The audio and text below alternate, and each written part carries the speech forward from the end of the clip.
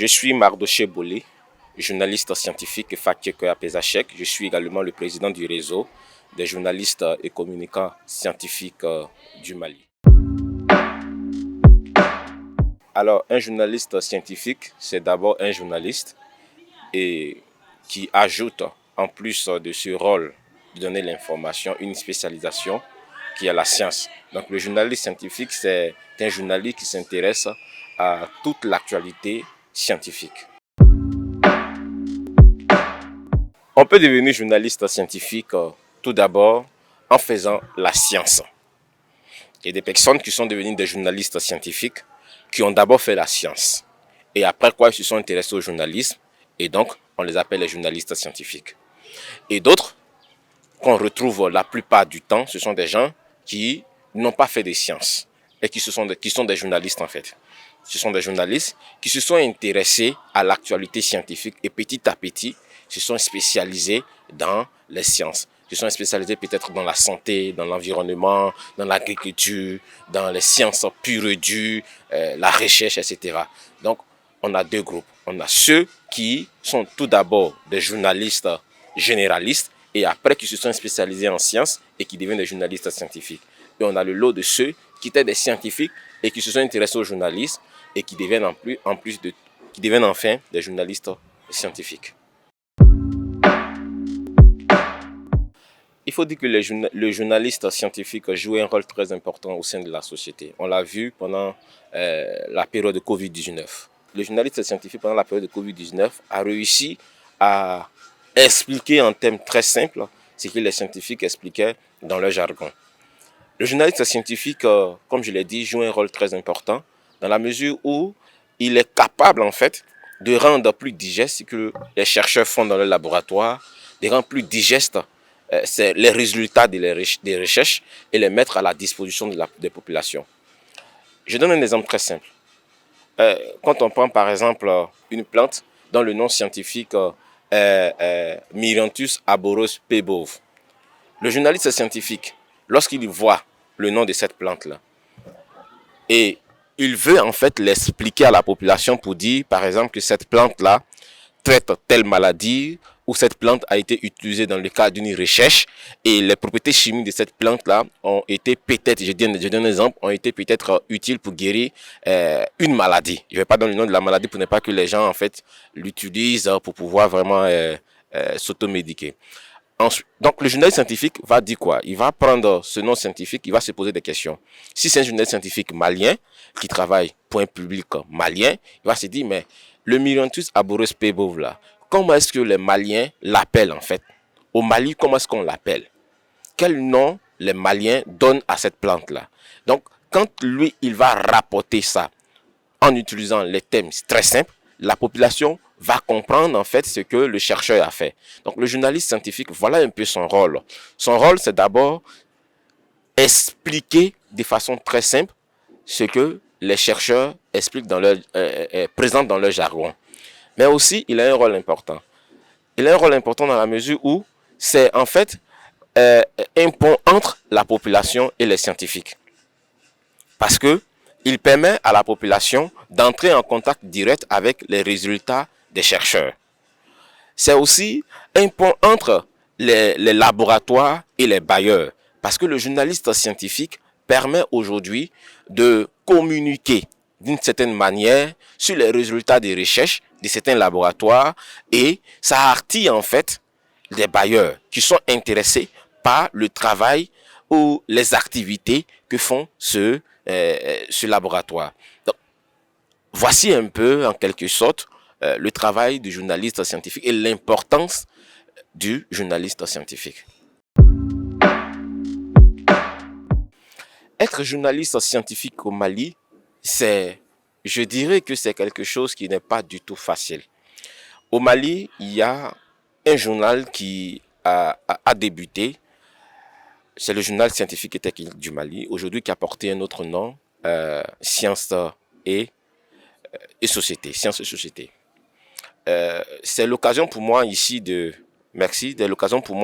dire merci à cet homme qui a fait que nous avons montré aux Maliens que le journalisme, ce n'est pas seulement le journalisme politique, mais on peut parler de journalisme également dans les sciences.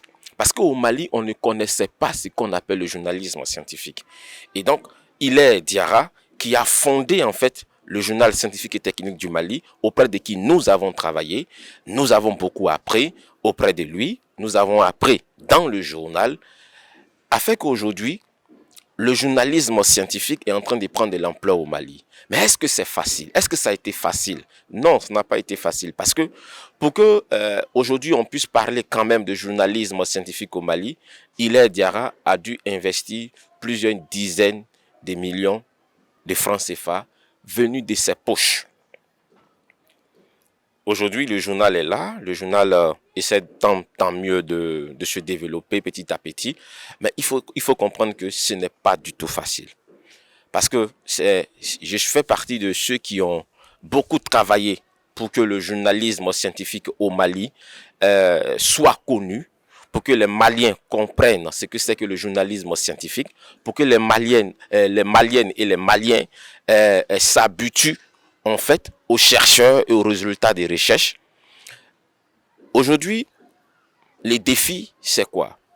C'est que, d'abord, au sein même de la classe scientifique, des chercheurs, ils n'arrivent pas à dissocier un journal scientifique, donc la presse scientifique, et une revue scientifique.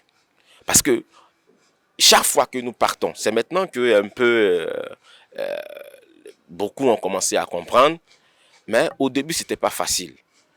Chaque fois qu'on va les voir, ils se disent c'est une revue scientifique. Est-ce que lorsque je vais publier là-bas, est-ce que je vais monter en grade au niveau du CAMES, ou bien est-ce que je vais monter en grade au niveau du Sénéla au Mali? C'était pas facile de leur expliquer en fait la différence entre revue scientifique et une presse scientifique. Ça, c'était le premier défi. Le deuxième défi, c'est le côté financement.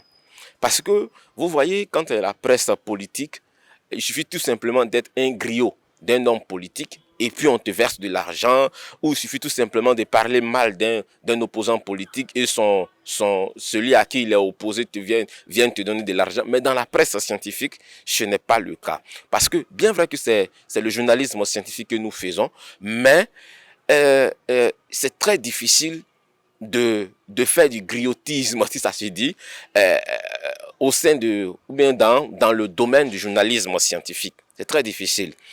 Et ce n'est pas recommandé. Parce que le journalisme scientifique, c'est du factuel.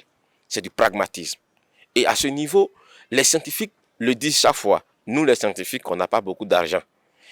Et donc, c'est très difficile pour le journaliste scientifique qui pratique uniquement ce domaine, c'est-à-dire qui se concentre seulement au journalisme scientifique au Mali de s'en sortir. Il est obligé très souvent d'ajouter à cette activité de journaliste scientifique d'autres activités pour lui permettre de joindre les deux bouts et de payer les factures à la fin du mois. Lorsque on a commencé au journal scientifique et technique du Mali, on a bénéficié d'un appui à travers la ministre Assetou Founé Samanké, que je remercie d'ailleurs. On a reçu un soutien pendant une année du gouvernement, donc de ce ministère-là. C'était juste un soutien qui, je ne vais pas donner le montant, mais c'était une modique somme qui nous a été donnée. À part ça, rien.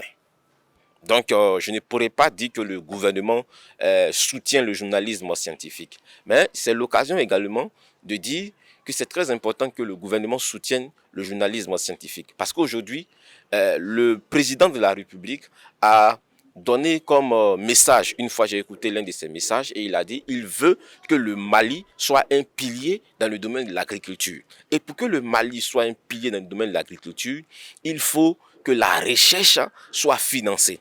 Et pour que la recherche soit financée et que les résultats des recherches soient connus, le journaliste scientifique, comme je l'ai dit tantôt, a un rôle important. Parce qu'il se positionne comme un pont entre les bailleurs et les laboratoires. Il se positionne également comme un pont entre la population qui va utiliser les résultats des recherches pour les appliquer sur le terrain et les chercheurs.